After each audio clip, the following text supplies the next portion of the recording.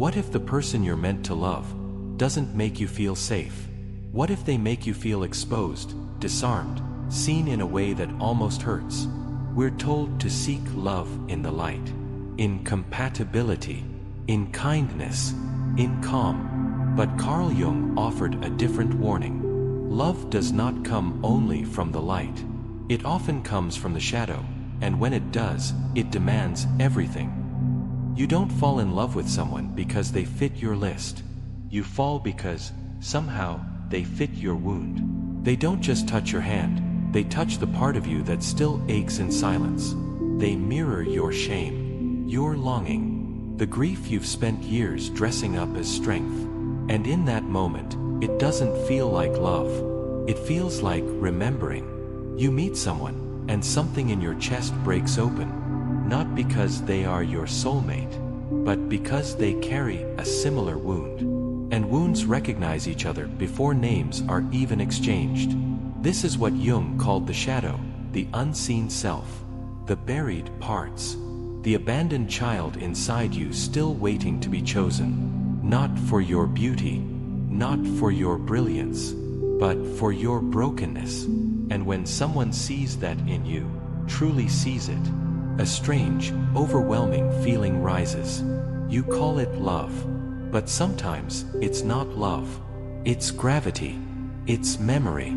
It's your unconscious pulling you back to the place where something was left unfinished. Shadow love doesn't start with peace.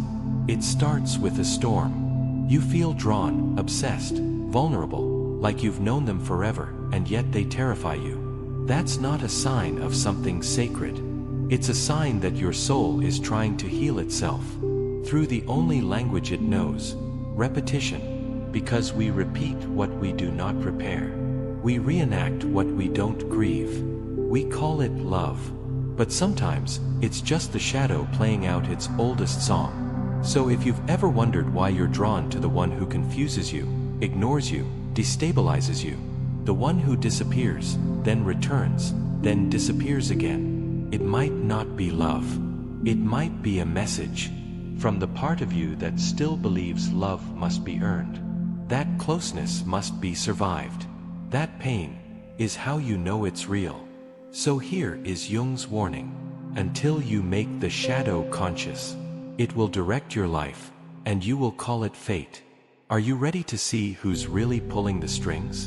Because that love you keep chasing in the light might only be waiting for you in the dark. The shadow doesn't knock. It doesn't ask to be seen. It waits. It waits behind your preferences, your taste in music, your type in lovers. It waits behind your red flags and your romantic ideals. It waits in the quietest places of your mind, the ones you've closed off because they felt too much, too loud, too wrong to name. The shadow, in Jungian psychology, is not evil. It is simply everything you've disowned. Every part of you that didn't feel lovable, acceptable, welcome. Every voice you silenced. Every need you buried. Every memory that still makes your stomach tighten. You didn't choose to create a shadow. It was chosen for you by a world that taught you what you were allowed to be. If you cried too easily, you were told to toughen up. If you were sensitive, they called you dramatic. If you needed love, they called you needy. And so you began to split. You kept the parts that got applause, and hid the parts that got you punished. That hidden part, that's your shadow.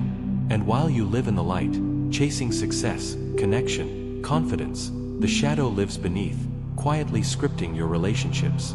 Carl Jung warned, until you make the unconscious conscious, it will direct your life and you will call it fate. Most people think this means we need to heal our wounds. But Jung meant something more radical. We need to own them. Because what we reject within, we project without. This is why you fall in love with people who make you feel like you're finally alive, because they awaken a part of you that's been buried. This is why you're drawn to the unpredictable one, the intense one, the one who triggers all your unresolved emotion. You call it chemistry, but it's often recognition. Your shadow is whispering, they feel like home. But it's not home, it's memory.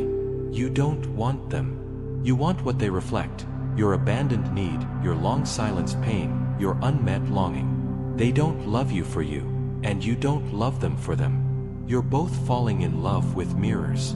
And mirrors don't hold. They reflect. This is what makes shadow love so intoxicating and so devastating, because it begins with a spark that feels like destiny and ends with confusion, ache, and shame. You ask yourself, why can't I let go? Why did it feel so real? Why do I still miss them, even after everything they did? But you're not just grieving the person. You're grieving the part of you that woke up in their presence. The part that thought for a moment it had finally found belonging. This is not to blame you. It's to free you. Because when you understand the shadow, you begin to see that your pain was never proof that something was wrong with you. It was proof that you were trying to meet yourself in the only way you knew how, through the eyes of another, through the longing in another's silence, through the ache of being almost loved. The unconscious doesn't care about happiness. It cares about completion. It repeats what is familiar, not what is good. That's why you don't always want the safe one. That's why the gentle one sometimes feels boring. Because your shadow is still seeking the one who matches its chaos, its emotional rhythm, its depth of grief, its shape of pain. Jung didn't ask us to reject this part. He asked us to integrate it, to walk with it, to sit in its dark, to ask it what it needs, instead of casting it into someone else's arms. And when you do, the mirror no longer shatters. You stop chasing those who reflect your emptiness. You start calling back your light from the faces that couldn't hold it. Because now you know, the one you were looking for was never them. It was the part of you, hiding in shadow, that was waiting for you to finally turn and say, I see you. He said he needed space, just a few days to think. She told him, take your time. But she didn't mean it. She meant, please come back. And so she waited. 3 days turned into 7. 7 into silence. And in the silence, her mind began to fill in the blanks. Maybe he's overwhelmed. Maybe I said too much. Maybe if I had just smiled instead of asked for more, he wouldn't have pulled away. But deep down, a quieter truth pulsed beneath all the stories. This wasn't the first time. Not with him. Not with anyone. Every person she had ever loved had eventually slipped through her fingers. Not violently, not cruelly, just enough to make her question her own worth. So she learned to cling, to wait, to give more than was asked. She learned how to overfunction in the presence of emotional starvation. She called it love, but it was survival. Carl Jung wrote, the meeting of two personalities is like the contact of two chemical substances. If there is any reaction, both are transformed.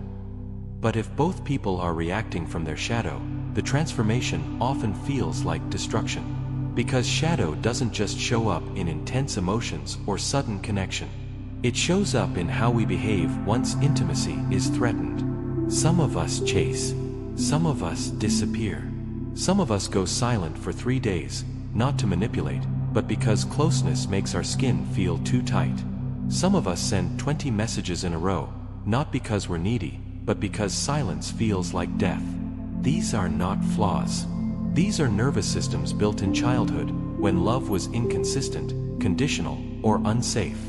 The boy who shuts down during arguments. Maybe he learned that speaking up meant punishment. Maybe he's not avoiding you. Maybe he's still avoiding his father's voice. The woman who anxiously texts and calls when you pull away. Maybe she's not trying to control you. Maybe she's trying to keep her mother from leaving again. We carry our entire emotional ancestry into the arms of those we love. And we recreate the past, not because we want to suffer, but because part of us is still hoping to rewrite what once hurt. This is shadow love in action. You don't consciously say, I want to be abandoned. But you might choose someone whose silence feels familiar. You don't think, let me chase the emotionally unavailable. But you might feel chemistry with the one who gives just enough, but never all. And if you grew up around emotional absence or conditional affection, that might feel like home, not because it is, but because it mirrors your early story. The unconscious doesn't seek happiness. It seeks resolution, even if that resolution comes through repetition, especially if it comes through pain. So when you find yourself stuck in another almost relationship, another half-love, another person who's not ready, not clear, not available, pause. Ask yourself, what does this remind me of? Who does this feel like? Where in my past did love feel like this? Unpredictable, confusing, anxious? Because that question will lead you somewhere deeper than blame. It will lead you to the original wound, the moment you first learned to love through longing, the moment you associated attachment with uncertainty. And once you see it, you can begin to choose differently. Not immediately, not perfectly, but consciously. You'll start to recognize that the man who doesn't text you back for days isn't mysterious. He's triggering your survival response. You'll see that the woman who wants you to fix her pain before she offers her heart isn't romantic. She's reenacting a story where love must be earned through rescue. You'll stop chasing people who feel like emotional riddles, because you'll realize real love isn't confusing. Shadow love feels like destiny because it awakens your deepest ache. But real love is quieter, more ordinary, and that's why it can feel boring to a heart used to chaos. Healing means learning to feel safe in the calm, to trust the person who shows up instead of the one who disappears, to value consistency over chemistry. But to get there, you must stop making your shadow someone else's responsibility. You must stop projecting your inner child onto the people you date. You must stop blaming yourself for someone else's inability to stay.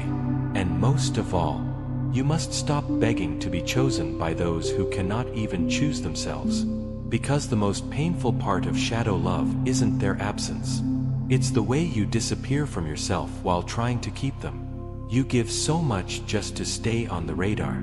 You shrink, bend, soften, suppress, and still, they leave. So maybe the deeper question is not, why do they always go? But, why do I keep abandoning myself just to be close to someone else? Carl Jung believed that when we finally turn inward, when we finally sit with the ache instead of outsourcing it, something alchemical happens. The pattern loosens, the need softens, and you begin to remember. You were never too much. You were never not enough.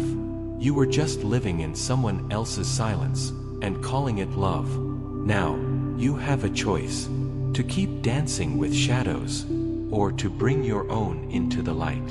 You meet them, and something in you opens before they say a single word. You don't know why. It's not their face, their voice, their laugh. It's something underneath all that, like a scent your soul recognizes, like deja vu, but deeper. They look at you for the first time, and it doesn't feel like meeting. It feels like remembering. You think, I've known them in another life. But what if that other life is your own unconscious? Carl Jung warned that one of the most powerful forces in human connection is projection, not just of traits we dislike, but of traits we secretly long for. You don't just project your fears. You project your missing pieces. The parts you forgot, buried, suppressed, they awaken in someone else's presence. And when those parts come alive again, you don't think, I'm remembering myself. You think, they complete me. You call it chemistry. You call it fate. But often, it's your psyche falling in love with its own reflection, disguised as another person. This is the seduction of shadow projection. You meet someone who radiates a quality you've long abandoned. Their wildness, their freedom, their intensity, their calm. Something in you says, I need that. But instead of seeing them as a person, you make them a story. You turn them into a myth. You place your soul's longing inside them and begin to worship what they awaken in you. This is why it feels electric. Why their silence stings more than anyone else's. Why their approval feels like oxygen. They are not just a person. They've become a vessel for your unintegrated self. You don't love them. You love what you believe they can return to you. And that is why it feels spiritual. Because, in a way, it is. They carry your shadow. They reflect your animus, your anima, your wounded masculine or abandoned feminine. They bring your unconscious into form, so you can touch what you haven't allowed yourself to feel. But here's the danger. What begins as self-reunion often ends in disillusionment. Because no one can play the role your soul wrote for them forever. At some point, they stop reflecting. They become human. Messy, confused, inconsistent. And when that happens, when the mirror slips, it doesn't just hurt. It breaks something ancient inside you. You say, they changed. They weren't who I thought they were. I feel like I lost something bigger than just them. Because you did. You didn't just lose a person. You lost an illusion. And illusions hurt far more than reality. Because in them, you believed healing was finally happening. You believed, this is the one who will finally make it right. The one who sees you. The one who stays. But they weren't seeing you either. They were projecting too. Their childhood longing. Their emotional gaps. Their forgotten archetypes. You weren't lovers. You were mirrors, trying to drink water from each other's glass, both of them empty. This is the soul shock of shadow love. It mimics union. It mimics destiny. But it leaves you gasping, asking, was any of it real? And the answer, yes. The feeling was real, because it came from you. But they were never the source. They were the trigger, the container, the one who touched the door, but could never walk through it with you. Carl Jung taught that projection is not the enemy. It's a map. What you place onto others is what you've been seeking in yourself. So when you find yourself obsessed with someone, when their absence hurts more than it should, when their silence becomes a black hole, ask, what part of me have they awakened that I still haven't claimed? Because the pain is not just about losing them. It's about losing the part of you that felt alive in their presence. And that part is not gone. It's not theirs. It's yours. That wildness, that softness, that depth, that vulnerability. It didn't come from them. It came through them, from you. They were the mirror, but you were the light. When you begin to reclaim what you projected, not with shame, but with reverence, you stop needing others to complete your story. You meet someone and you no longer say, they see my soul. You say, they reflect what I am already learning to see in myself. That's when real intimacy becomes possible. Not a myth, not a story, not a fantasy, but a quiet truth. You, me, no masks, no mirrors, no magic, just two people, learning to hold what they used to run from, and loving each other, not because they complete one another, but because they choose to stay. At first, it feels beautiful. They look at you like you're the answer to a question they didn't know they were asking. Like you carry something sacred. Like your presence is a kind of salvation. And you, starved of being truly seen, let yourself believe it. Not because you're arrogant, but because you're human. Because it feels good to be adored. To be told, you're not like the others. To be chosen with intensity, urgency, longing. You feel powerful, needed, exceptional. But there's something off in the way they love you. Something too much, too fast, too worshipful. They don't really ask who you are, they just assume. They don't build slowly, they leap. They pour their unspoken pain into your hands and whisper, I feel safe with you. And just like that, you're no longer a person. You've become a symbol. Carl Jung warned us, when someone is unconscious of their own inner world, they will project it onto others. Not just their shadow, but their savior. They will turn you into their archetype. The healer, the mother, the divine lover, the one who finally gets it. And it will feel like intimacy. But it's not, because you are not being loved. You are being used as a screen for their projection. They don't see your fears. They don't see your mess. They don't even see your softness. They see only what they need to see, and so they erase everything else. To be idealized is not to be loved. It is to be misunderstood with beautiful language. And at first, it's intoxicating, until it becomes unbearable. Because when someone places you on a pedestal, you cannot move. You cannot doubt.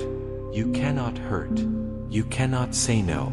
The moment you become real, human, flawed, contradictory, they flinch. They say, "You've changed." They say, "I thought you were different, but you were always this." They just didn't want to see it. What they wanted was a story, a character, a container for their longing. And you were so hungry to be chosen, you let them write you into their script. You became the rescuer, the constant one, the safe place. But who holds you? Who hears your trembling when they hand you their trauma? Who notices when you go quiet, overwhelmed by the weight of being someone's emotional center? This is the shadow of being the strong one. You're not allowed to break, not allowed to need, not allowed to simply be. Because if you stop performing the role, the entire illusion collapses. And they don't just grieve the version of you they created. They get angry. They accuse. They leave. Not because you failed them, but because you refuse to carry their unconscious any longer.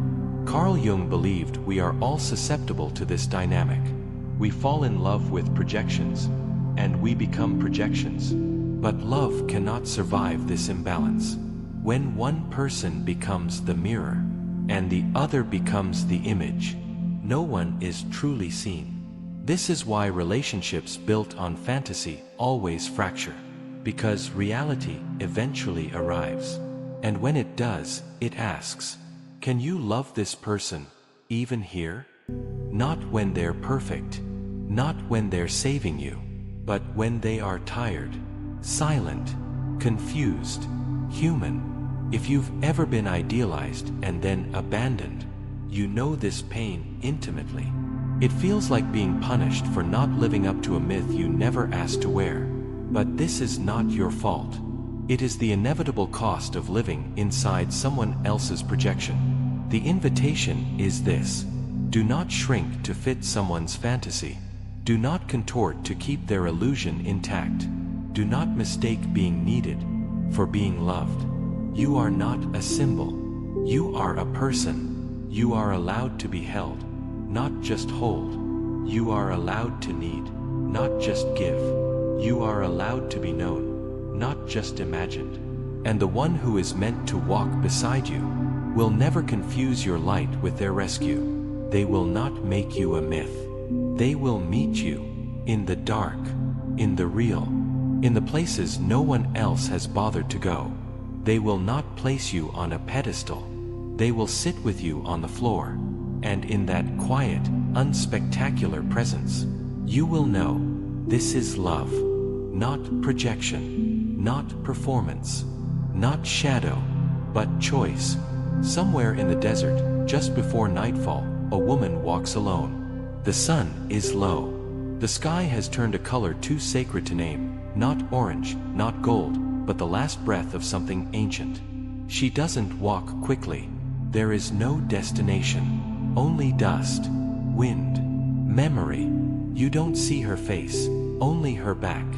But if you could look into her eyes, you'd see it. She's not lost. She's returning. Not to someone. Not to a lover. Not to a home built in another's arms. She is returning to herself. There's a kind of love that doesn't begin in joy. It begins in collapse. In silence. In the long aching echo of a goodbye you didn't choose, and somehow still survived. You thought the story would end with reunion. You thought the one who saw your soul would stay. You thought if you loved deeply enough, broke beautifully enough, stayed soft long enough, someone would finally stay, too. But Carl Jung offered a quieter truth. He said that love often comes through the shadow, and the shadow asks not for comfort, but for consciousness. It doesn't bring you what you want. It brings you what you're ready to face. The one who left was not your punishment. They were your mirror. And now, the mirror is gone, and you are still here, breathing. And maybe that is the miracle, that you are still breathing, still choosing not to turn to stone, still holding the shape of your tenderness, even after all it's cost you. This is not a healing arc. This is not a redemption plot. This is not the moment where the new lover arrives. No one arrives. Only you, in the stillness, in the after, in the unbearable honesty that you were never broken, only misplaced inside someone else's longing. And now, the mirror is gone. So who are you, without their eyes to tell you? Who are you, when no one is watching? Who are you, when you stop chasing light, and begin walking straight into the dark? Because perhaps that's what love really is. Not a feeling, not a fairy tale, but a torch, carried alone, through the forest of your forgotten self. And if you can keep walking, if you can keep holding that flame without handing it to someone else to carry, then maybe, one day, you will meet another. Not because you need to, but because you want to. And in that meeting, you will not dissolve. You will not contort. You will not abandon yourself to stay. You will simply say, "Here I am." Not perfect, not pure, not light alone, but light touched by shadow, and shadow kissed by light. If you are still here, still listening, maybe this isn't an ending. Maybe it's a beginning, but not the kind you rush into. The kind that happens when you finally stop running. When you sit, and let the ache stay, and let the silence speak. So I won't ask you to like, or share, or subscribe. I'll only ask you this: whose eyes have you been looking through, to remember your worth? And are you ready to start seeing with your own? If this stayed with you, if it sat beside you like something you didn't know you needed, you can stay. Not for me, but for you. Because maybe you are the one you've been waiting for. And that's not poetry. That's the shadow becoming whole.